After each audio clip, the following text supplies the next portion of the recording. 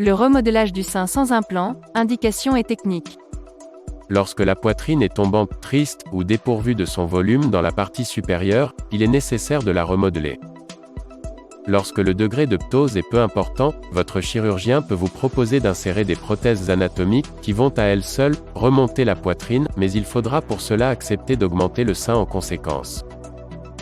Si la patiente ne désire pas de volume supplémentaire ou que le degré de ptose est trop important, alors il faudra recourir à une mastopexie, appelée également remodelage ou lifting de la poitrine.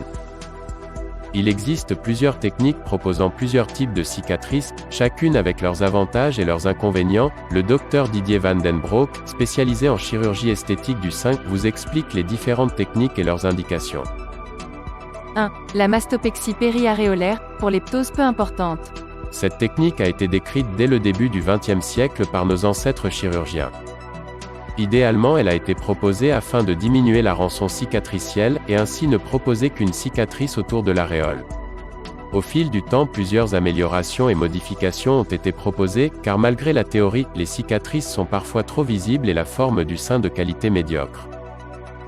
Une des dernières modifications proposées par un chirurgien français très connu du nom de Benelli, est la très fameuse « round block technique », décrite en 1990. Cette technique était censée remplacer les autres en palliant les inconvénients décrits plus haut. Malheureusement, bien que prometteuse, la technique originale est tombée en désuétude tant elle est compliquée et agressive pour la poitrine, avec son lot de complications. Seule une partie de la technique est encore utilisée qui consiste à insérer, au moment de la fermeture de la plaie, un fil non résorbable, afin que ni la cicatrice ni l'aréole ne s'élargissent, ce qui est trop souvent le cas si ceci n'est pas réalisé. Pour que cette technique soit une réussite, il faut absolument remodeler la glande et détacher l'aréole de celle-ci afin de la remonter sur le sein.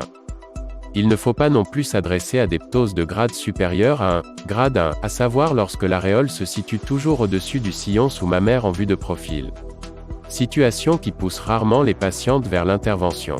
En pratique, il est illusoire de remonter le sein de plus de 3 cm si aucune prothèse n'est ajoutée. Il est également nécessaire d'enlever la peau dans la partie du sein située au-dessus de l'aréole, de façon à dessiner une excision ovale. Si l'excision est centrée sur l'aréole, on ne fait qu'enlever de la peau sans remonter l'aréole. Enfin, l'intervention n'aura aucun effet si celle-ci se limite à enlever de la peau sans remodelage de la glande, ce qui ne peut être pratiqué que sous anesthésie générale.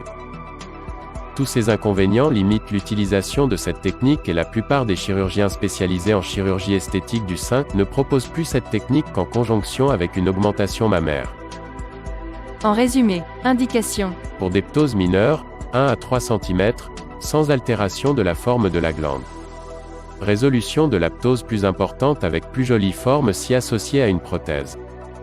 Avantages. Cicatrice autour de l'aréole. Désavantages. Cicatrice de mauvaise qualité avec élargissement. Échec de la technique avec forme du sein peu avantageuse et récidive de la ptose. Déformation de l'aréole et difficulté de contrôle du diamètre aréolaire. Doit être associé à un remodelage sous anesthésie générale. 2.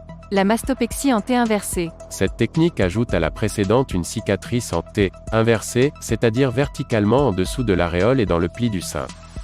Bien qu'aboutissant à une forme plus jolie et à une correction de ptose plus importante, le reproche qui peut lui être fait est la présence de la cicatrice dans le sillon sous-mammaire. La plupart du temps, cette cicatrice est peu visible mais elle déborde souvent latéralement en dehors du sillon et donc du soutien-gorge. En résumé, indications. Pour les ptoses dépassant 3 cm voire plus sévères, permet une réduction du volume du sein. Avantages. Obtention d'une plus jolie forme que pour la périaréolaire. Correction importante de la ptose et du volume. Désavantages. Laisse une cicatrice dans le sillon pouvant être de mauvaise qualité et visible en soutien-gorge ou bikini.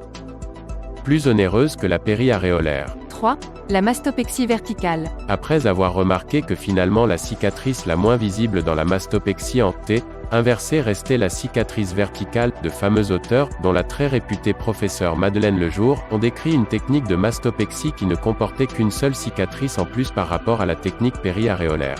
Cette cicatrice est très souvent moins visible que la cicatrice autour de l'aréole et, qui plus est, permet l'obtention d'une cicatrice périaréolaire de bien meilleure qualité en évitant les tractions sur celle-ci. Elle permet également d'éviter les élargissements et déformations de l'aréole, grâce au même phénomène d'éviction des tractions sur celle-ci. La forme de la poitrine est également plus jolie, en évitant l'aplatissement de la glande en la projetant plus en avant. La technique peut être proposée pour diminuer le volume de la poitrine.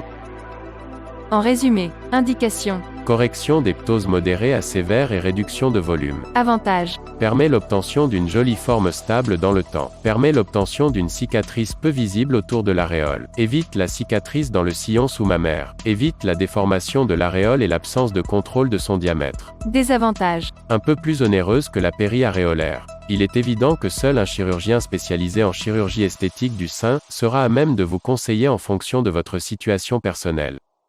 Lors de la consultation, demandez à voir des résultats avant-après et questionnez votre chirurgien sur son expérience personnelle sera le meilleur garant d'un résultat fiable.